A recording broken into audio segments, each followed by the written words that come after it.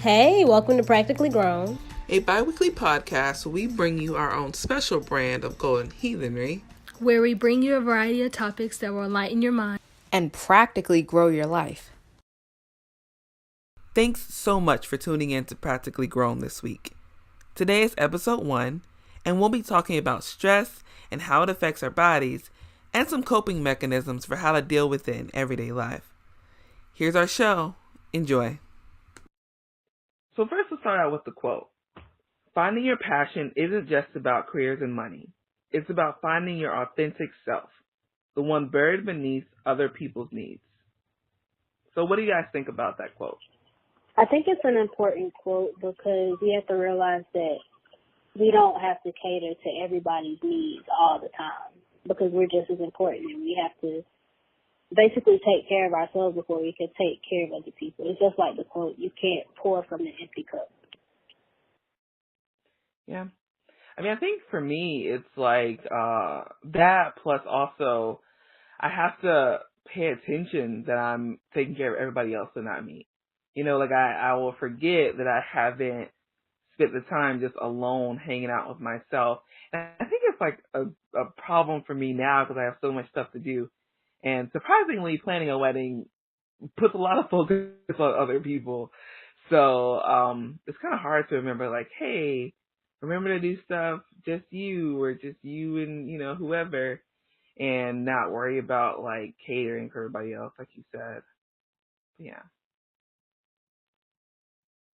Okay, so that's it for the quote.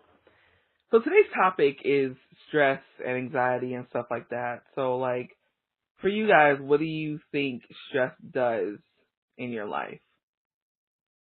Just off the top of your head, how do you think stress affects your life? I think it makes you more susceptible to sicknesses. Yeah. I feel like it lowers your immune system because you're so stressed out that your body can't function the way it needs to. So, talking about stress and anxiety, first of all, everyone deals with stress. It's like a thing that every human ever has to deal with. And some people have like stress disorders or anxiety disorders, but everyone on a baseline does have to deal with some type of stress, whether that's like, hey, you got to get this paper in on time, or you got to get your kids Christmas gifts, and it's like 5 million people in Target, because that's super stressful. But anyway, like everyone deals with stress all the time. So what's the difference between stress and anxiety? So do you guys know like the difference between them? Because I didn't know. I didn't know what they like. People use them so interchangeably. I thought they were the same thing. I mean, they can go hand in hand, but they're definitely not the same thing.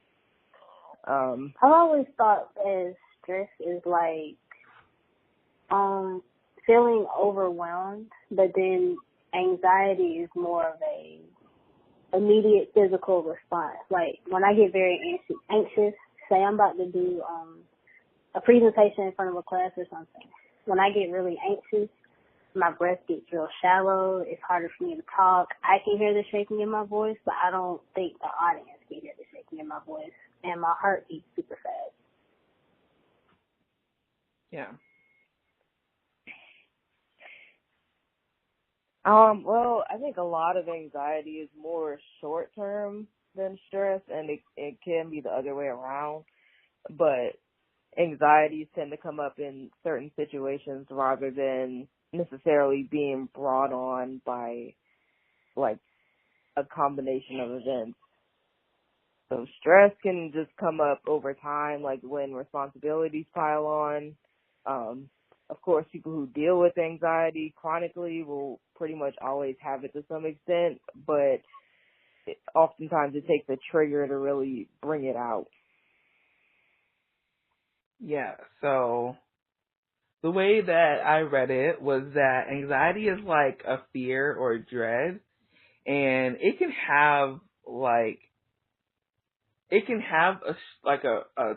trigger present, but it can also not have a trigger present. And anxiety, like the way I remember to keep them separated is that anxiety usually comes from something internal. So if there's like a lion in front of you, that's not really anxiety, that's stress because there's a lion. But like if you're giving a talk or something, that's you. Your internal trigger is saying, hey, this is something that's dangerous. I am now anxious. That's how like I interpret it of being. And like a stressor can be pretty much anything. I mean, you can have like I said, like you can have a lion, or you can have like this person is super toxic and they're like saying stuff to you and you're just like not feeling it. That could cause stress. Stuff like that. So Can I ask a question? yeah.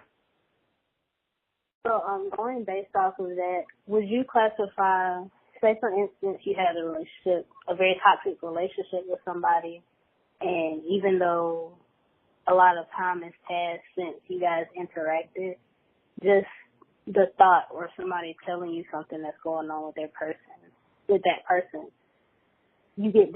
a feeling that you get. Would you classify that as stress or anxiety because the person's not technically there, it's just a thought? I mean, that's tricky because the person could be like a stress trigger, but I think the reaction would be anxiety. I think because it's something that is, because I mean, like, I have generalized anxiety. So I think about like if something is like let's say I have to go to a crowded grocery store, the thought of that is like producing a reaction in me that isn't super normal to everyone else. You know, so like if like the way like that's why I use a lion, because like if there's a lion in front of you, everyone is scared. Everyone is stressed, you know? Or if someone's like yelling at you, everyone will be stressed by that. I mean, that's just a simple, like I know that anxiety has like a more complexity to it, but just as like to be super simple. But like if it's something like, let's say your stomach starts hurting every time, I don't know, you have to shake someone's hand, you know, like the reaction of shaking someone's hand, your stomach hurting I think would be anxiety. I'm not an expert, so, you know, interpretation, but Speculation. yeah, yeah, like, but that's the way that I think of it, like, cause when I think of anxiety, I think of like a reaction or something that's happening in your brain. Of course, both of them are neurological, events. They are things, like, that's another thing I wanted to talk about was that, like, with stress and anxiety, both of them are actual biological things happening. You know, and I think that a lot of times in our society, people are like, oh, well, it's all in your head, so you just get over it. You know, like even depression, they're like, oh, well, just be not sad. And it's like, that's stupid. You know, like in reality, there's something happening in your brain that's like firing different than someone else. So, I mean, both of them have like neurological backing to them. I just think, at least for me, it makes more sense to think of anxiety as being that like how do you say that word? Categorized reaction. Oh, because I was definitely about to say cataclysm, and that's not right at all. That's not right. Okay. I know, that's what I said. So yeah, just going along with that. So chronic stress. So if you have these, like, for instance, if you're in an abusive relationship, right, and you have constant stressors from this person or constant stressors from like war, you know, I forget the study, but they actually did a study on like children from abusive households, and they did a study on like soldiers, and their brains were like physically different. Like the structure of their brain was different from someone who hadn't been through that. So that's another point to that whole argument of like stress actually does something to you, and it's not just, oh, I can forget about it, because if I forget about it, it'll go away. You know, like that's often how like we as people are. We're just like, well, you know, I'm gonna stop thinking about it, and that's it. You know, but it's like, no, your brain is actually changing. You should probably find a way to address this. All right. But yeah, I don't think our society does enough to talk about how big stress is, especially for kids. You know, like it can stunt your learning, your growth, and all that, and we don't really I don't think we talk enough about how much kids are stressed and how that's impacting their like adulthood. But I don't think we talk enough about their mental health, period, because if you think about it, like as a child, you're expected to listen to what you were told, regardless of how you felt about it. Like, you might not like it, but you got to do it because I said you got to do it. And at the end of the day, like, parents will end up not really listening to their kids' feelings. That causes distance as they grow up. They don't feel comfortable talking about certain things, if they feel comfortable talking at all. And it's not a healthy thing to grow up with. yeah. I think oftentimes people don't really consider children as capable of being stressed. Yeah. A lot of times it's a cultural thing. So, they're like, yeah, well, you know, you're still young. What do you have to worry about? Blah, blah, blah. You have to do is go to school and go to extracurriculars and go to bed. But look, you know what my parents used to say? You ain't got no nerves. But I can be aggravated. You know my nerves. You ain't got no nerves. You don't know what nerves is. Which, I mean, actually, I beg to differ. along that line of thinking, I think that comes from the whole thought of, well, I dealt with abuse and I dealt with this thing, and so why can't you? You know, instead of being like, it was wrong for both of us to go through abuse. And I mean, up until just recently, I was totally like that too. So I understand where that thought process comes from, but it's still like, wait a minute, you know, like, you have to recognize that it's still abuse either way, and the whole of like, well, I'm fine, you know, and a lot of times, like, you're not fine, it's like, well, you don't get to break down because I didn't break down, you know, so then it kind of shuts down from ability to communicate, when it's like, no, we could really bond over this about not being okay, you know? So. Instead of finding healthy coping maneuvers, you just tell people to suck it up, buttercup. Yeah. And that's a whole nother, like, legitimately, I think coping maneuvers for stressful situations is something that should be taught at the most basic level. Like, I mean, even when they're children, like, understanding what happens when you're stressed instead of just being like, because I mean, for me, it was always, don't let anybody stress you. So it's like, okay, but what if they do? You know, like, what if they say something that just isn't okay? Like, you have to learn when you're younger how to, like, deal with that.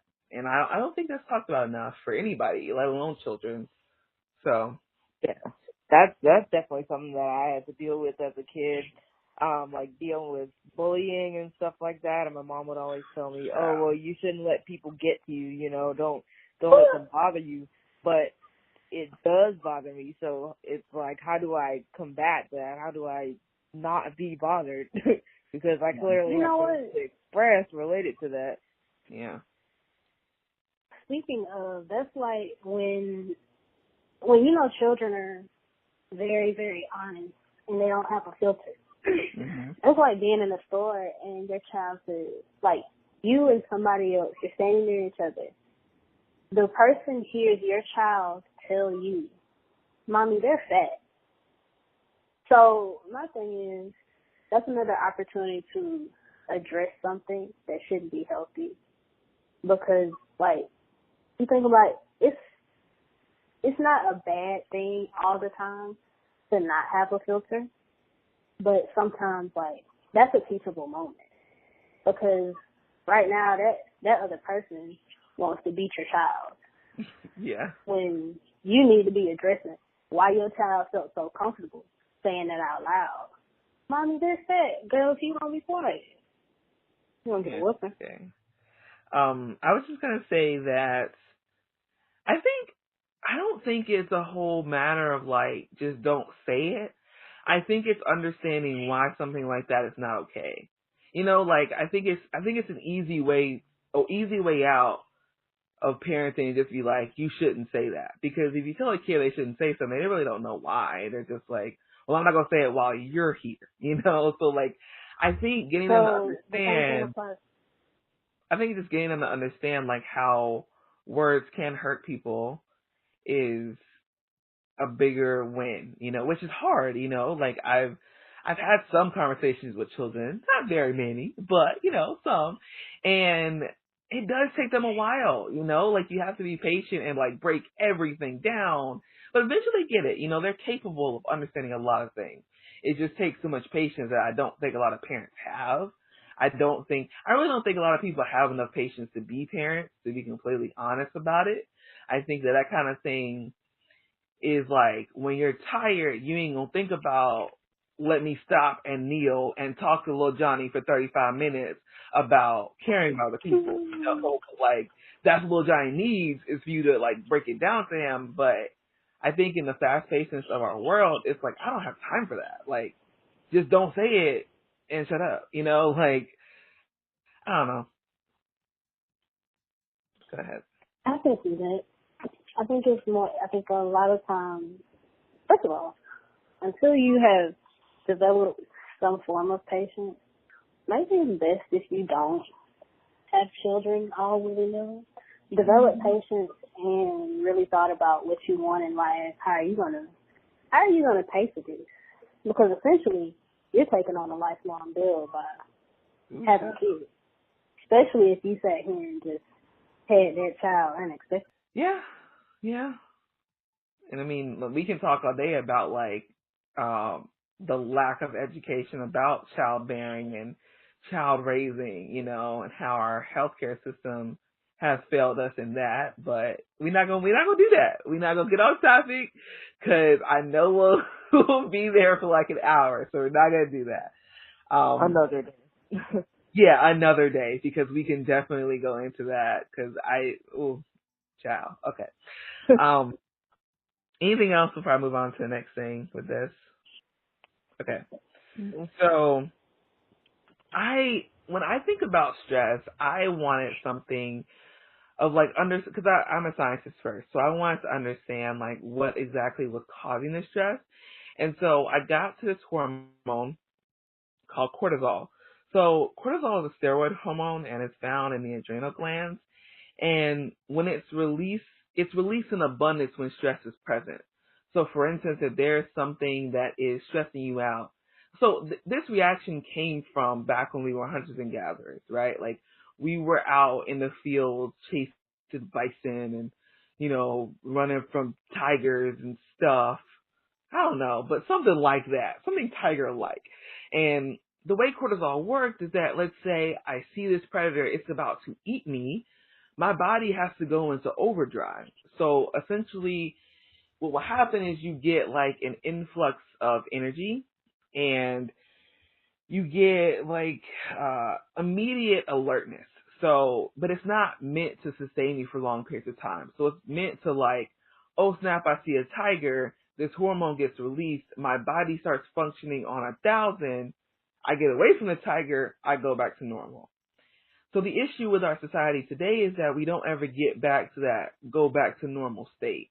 Because often, like, our jobs stress us. We're at work 9 hours a day, 5 days a week. Then we come home and we have financial stress and stuff like that. So we're in a constant, like, flux of stress. And so we don't get that returning back to homeostasis that we need in order for stress to be healthy. Because stress itself it's not bad. So it's just that constant stress. So the normal thing, one of the things that stress does is it increases your blood sugar and your heart rate. So the reason why it does that is because it kind of works like eating 10 donuts. Like if you eat like 10 donuts, you're going to be super wired and then you're going to be like crash, what church was that gave us donuts? Anyway, whatever. We got donuts at church. I would get my donut before I go in, and like by the end, I'd be like, dang, I need a nap. Like, it's the same type thing. You have an increase in glucose to your blood, and then your body quickly breaks it down. This is supposed to help you like run and stuff like that. But the issue is that when you don't have that like returning back to normal, your body actually develops insulin resistance. So this is one of the things that leads to diabetes. So I guess the overarching part of this segment is that stress can lead to longer standing problems because of you not returning back to normal. So I'm going to try not to put too much science in it, but insulin resistance is pretty much your body is not able to break down the sugar that you take in. That's the end product of insulin resistance. So what will happen is you'll be eating, but your body will still feel like it's starving because it won't be able to process what you're eating. And so it leads to a bunch of other problems, and the sugar will just continue to circulate in your blood and all that kind of stuff. So a bunch of that just becomes the issue. Does that make sense? Yeah. It does. Okay. I never know, like, if stuff makes sense. I don't know. But also another thing that it does is it causes us to feel hungry.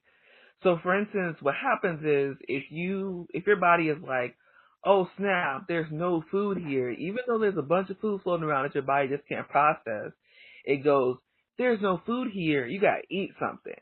And usually when your body tells you to eat something in a frantic mode, it's gonna tell you fats and sugars. Because those things are ready energy sources. So it could be, I don't know if it's like tested that this is a link to why people overeat when they're stressed, but it definitely contributes to it. So like, you know how people are like, oh, I'm stressed, let me eat like a donut, or let me eat like a whole cake. Like part of this is a cultural thing that we all understand of, if I'm stressed, I want comfort food, but it kind of goes hand in hand. So your body is like, hey, you need to eat something. You're not really hungry, but like your body thinks that you are. And plus, you know, we hear macaroni and cheese is comfort food, and like ribs and cornbread. I'm thinking of all Southern. Sidebar. Is there Sunday dinner is comfort food?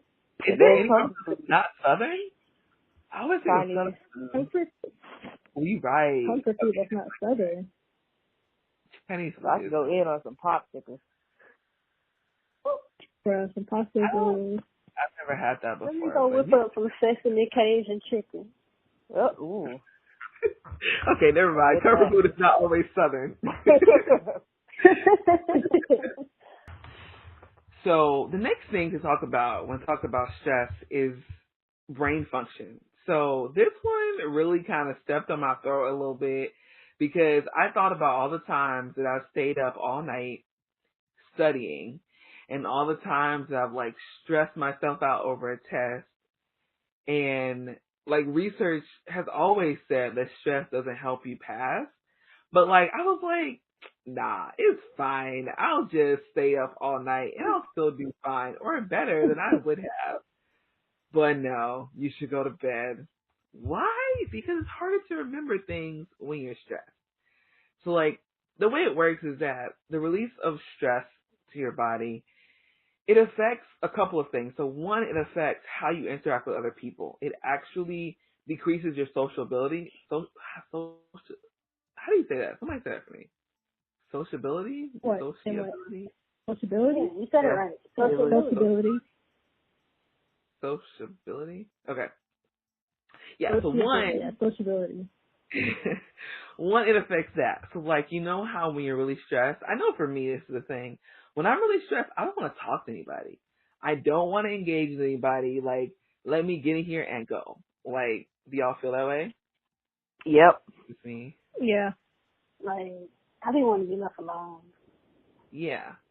So, like, that's like an actual thing with science. Like, the stress impacts your synapses, which is pretty much the little space between your neuron endings that kind of relay messages throughout your brain and your body. So it affects that little synapse there, and it makes it harder for you to interact with other people, and it makes it harder for you to remember things and for you to pretty much adapt. So like that whole feeling of I'm stressed, something happens, and now I'm like crumbling on the floor. It's all interwoven together. So like, I know for me, and I've actually been seeing this meme on Twitter a lot when they're like, I've had a long day and I dropped my keys and now I'm like crying. Like, that's real. Oh, but though. that's real, bro. Bruh, like Oh, really. yeah, definitely. I agree. Stress Yeah. builds up, and like you, next thing you know, you're expressing emotions that don't really, like, you're dealing with stress, but now you're crying, and you're not crying because what's happened is sad. You're crying because you're so stressed out and you haven't taken the time to deal with the emotions that you have going on. That's okay. So we got to segue into that real quick, and we'll come back to this in a second. But as far as dealing with stuff that we haven't, like, okay, for me, I think that one of the biggest culprits in like destroyed relationships and people who are just mean and hateful and have all this resentment towards the world is that they have not looked their troubles in the face. They haven't sat down and been like, this is what hurt me. This is what happened that I was not okay with. And like, this is what happened that just made me uncomfortable. You know, and I think that so many people are walking around with a million things on their shoulders because they haven't took the time to be like, yo, I've been carrying this for like 20 years. You know, and then you get like 50 years old and you're snapping for no reason, and it's like, it's because when you were 15, you never really took the time to be like, no, wait a minute, I really didn't like when so and so came to me like this. You know, like, to y'all. So basically what you're telling me is when I'm at work and I got these old folks at my table and they start catching attitudes for no reason. So you tell me I can look at them and be like, who hurt you? Let's have a conversation. Let's figure it out. No, not like that. Not like that. Not like that. I might not get a tip, but they probably thought. I mean, not like that, but essentially, I mean, like, for real though, because there's been a lot of times, even with people that like, I really didn't like I really, really didn't like them. For real. They got an attitude all the time with me. And I sat down and like one day I would talk, it's multiple different people. I'm thinking of one person right now, but I talked to them and they were like, yo, this is what's going on in my life. And then I was like, so why haven't you dealt with this? And they were like, I ain't never thought about it. Like, this is why you've been acting like this whole time, because you've been carrying it around and you've never taken the time to be like, yo, I'm not okay. Like, I think that feeling is so scary for people that they never really dive into that. So.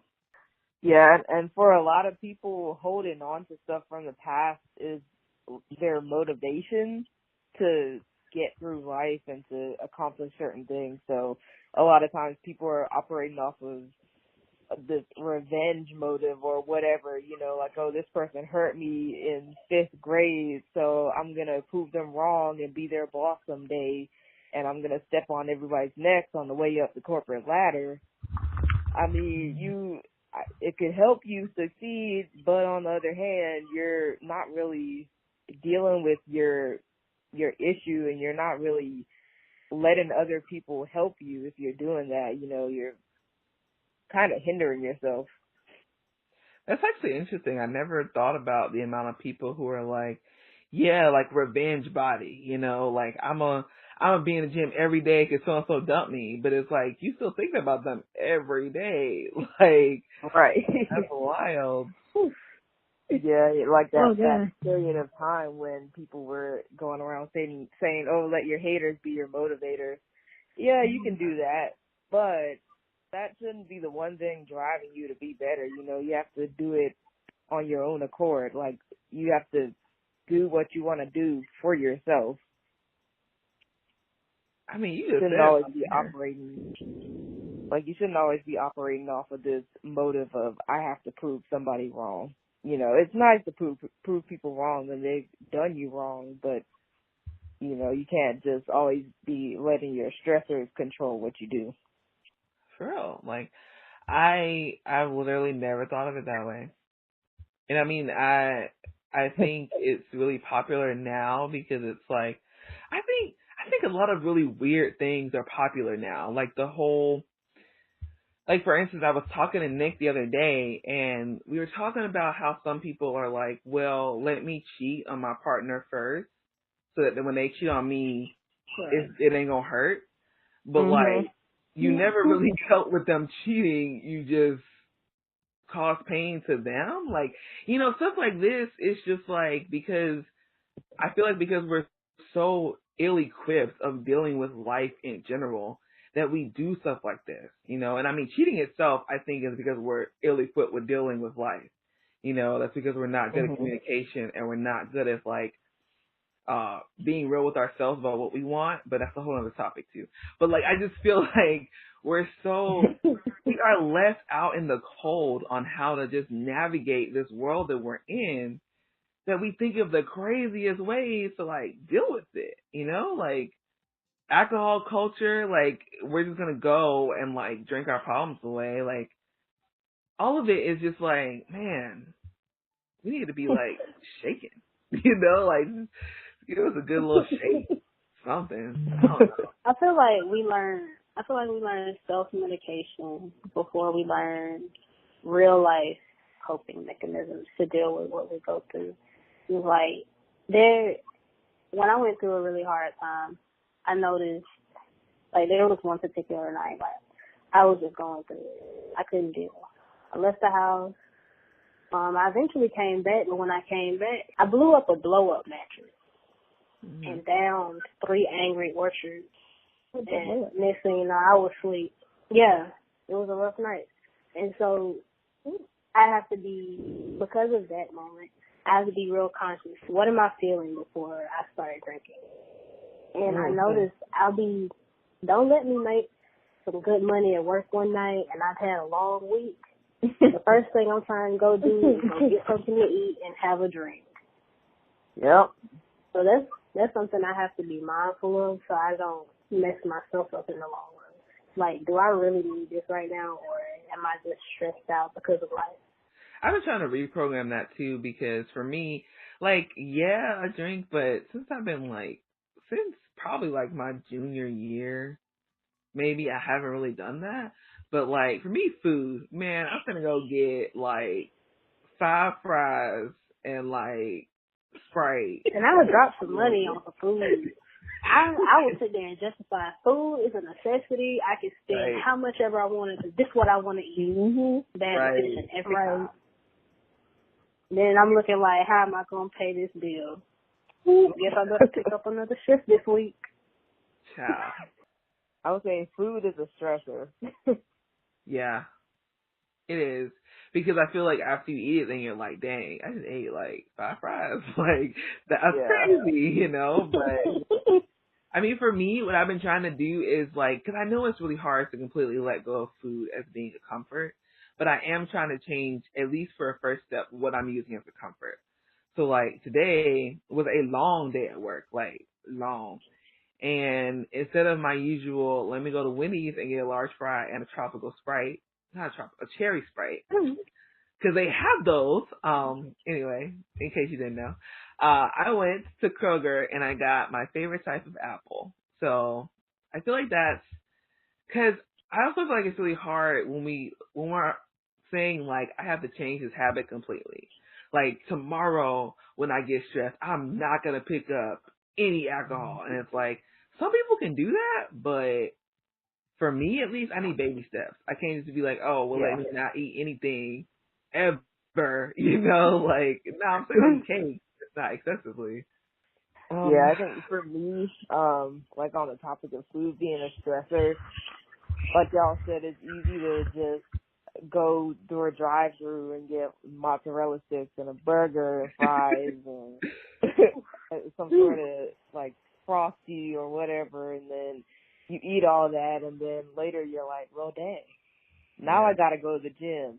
But then you're too full to go to the gym, so you're just sitting there feeling like a roly-poly, and you're stressed because you're thinking about all the calories you consume that you now can't burn off some British thing.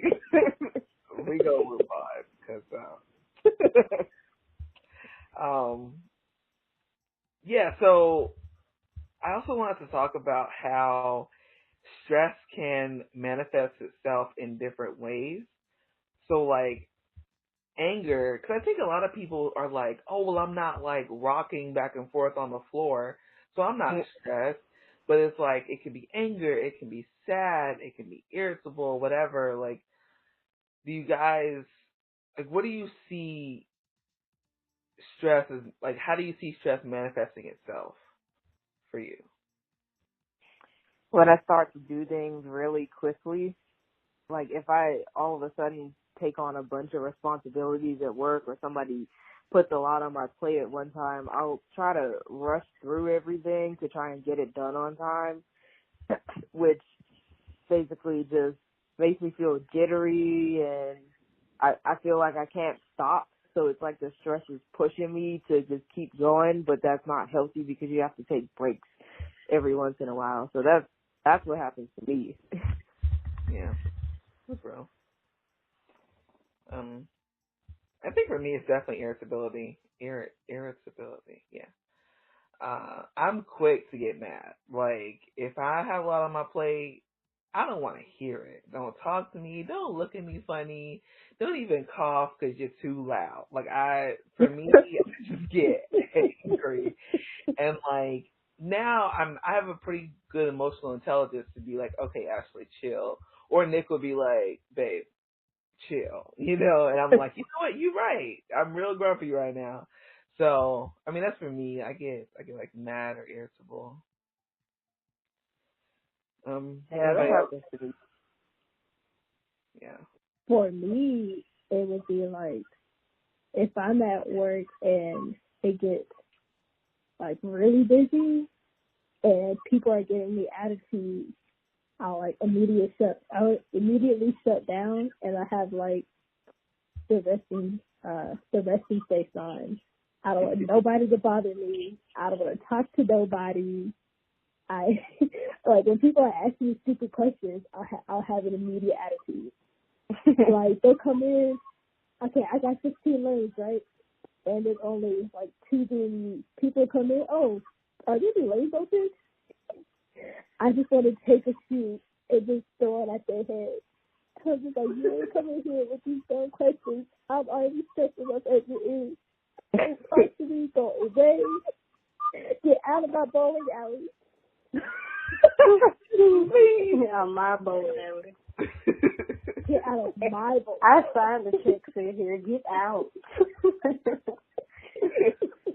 my gosh. Like, But then when they have a problem with the lanes, I'm not the owner. Get out my face. Right. I'd be like, they look at me, I'm just like, I can't be looking my cars to the maintenance. I don't work in the back. If I did the maintenance in the back, we would have no lanes. There would be no Robert Air Force Base bowling alley.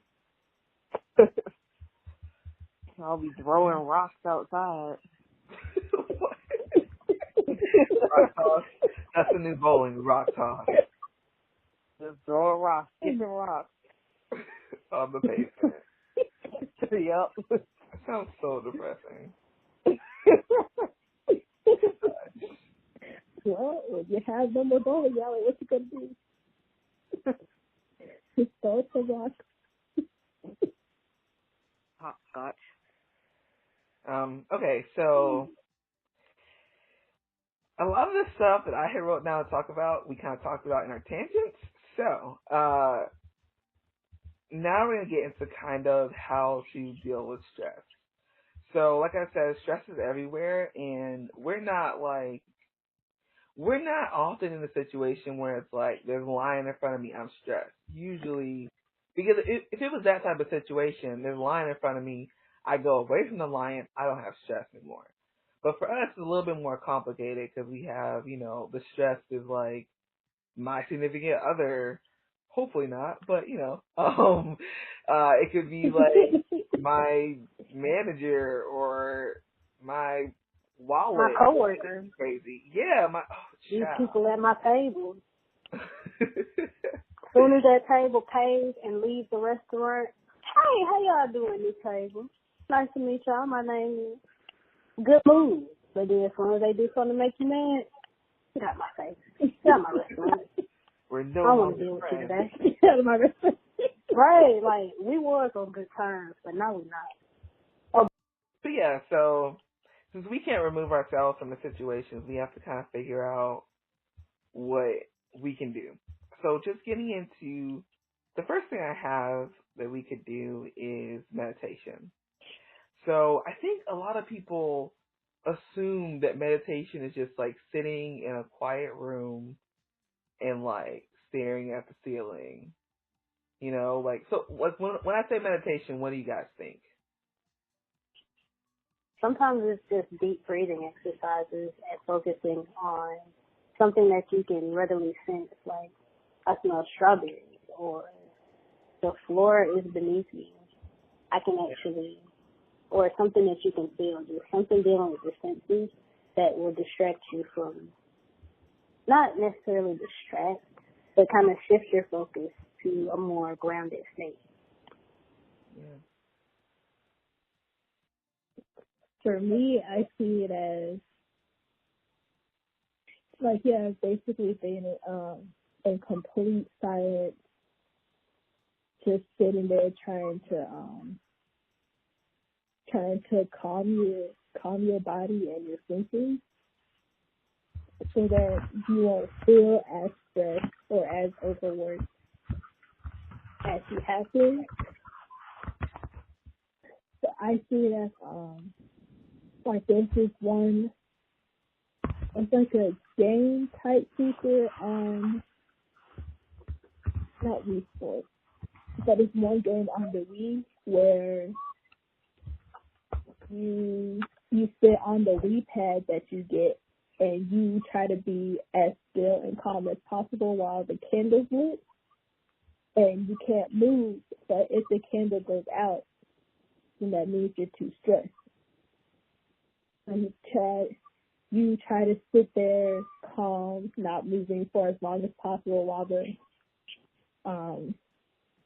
the candle's lit, and there's like noise in the background, but you can't let it distract you. So I see it. You can either meditate when there's noise and not be distracted, or meditate in a quiet place.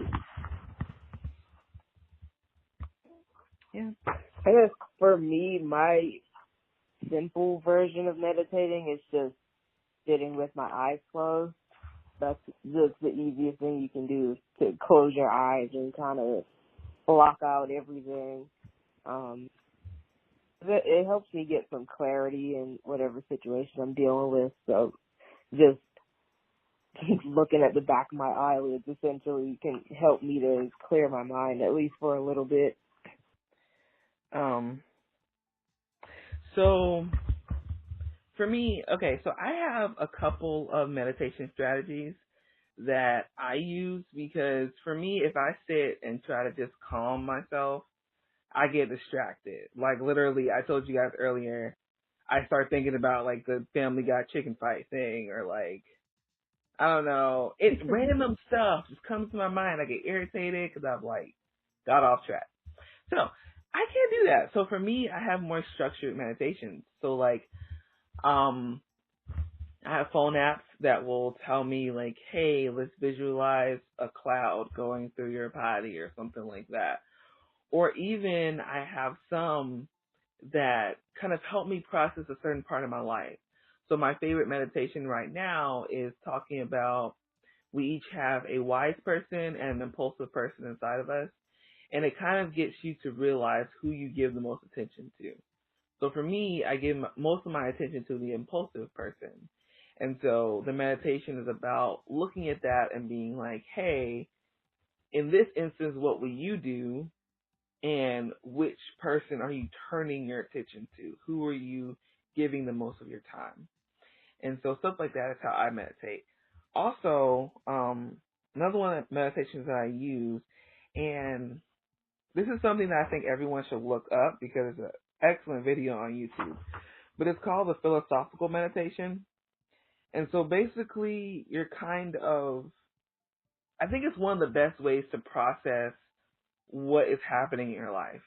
So the main gist of it is that you take everything that is happening with you and you write it down. So like for me, the last time I did this was a couple months ago.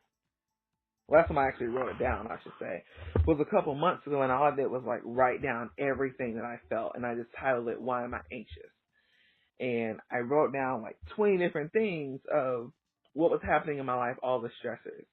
And so for me, that was me getting everything into my face. What are you feeling, and why are you feeling it? Because if you don't give it that space to have your attention, then you're just going to be, like I said, mad about random stuff, or like snapping on your servers, like all that kind of stuff, because you haven't looked at it. And then I wrote, so after, the first section was like, why do I feel the way I feel? And then I wrote after that, like, how can I answer some of these things? So some stuff you can't really do anything about, like if you're like, hey, I have surgery coming up and that's making me anxious, you can say, hey, well, it's documented this surgery goes well 90% of the time. That could decrease to me in stress, but essentially you still have to have the surgery, So in the next section, I just wrote down all the answers I could to the things that made me upset. So the way I wrote that was that, yes, I feel this way, but this is what could come of it. So, like, yeah, I'm really stressed right now, but through this stress, I could find a greater sense of peace. So that's what I did for my second part. And then it gets interesting, because the third part is, who am I angry with and why?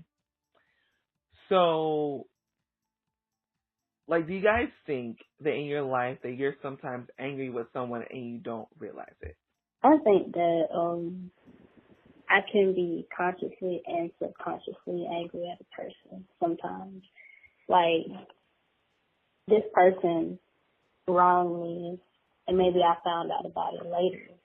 And so when something tragic happens to them, I'm a lot less empathetic. And then I sit there and I think about it.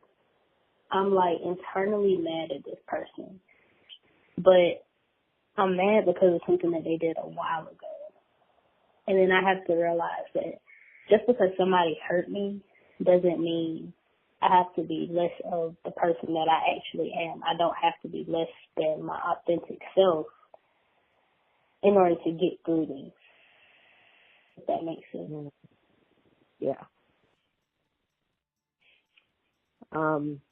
Well, sometimes, this is actually an example from my old job, but when I used to supervise people, sometimes I would find myself getting angry at them for things that they didn't do correctly, or things that they may not have done as thoroughly as I would have liked them to do. But at that moment, you have to stop and think, well, did I explain this fully? Did I put it in steps for them so they knew exactly what to expect?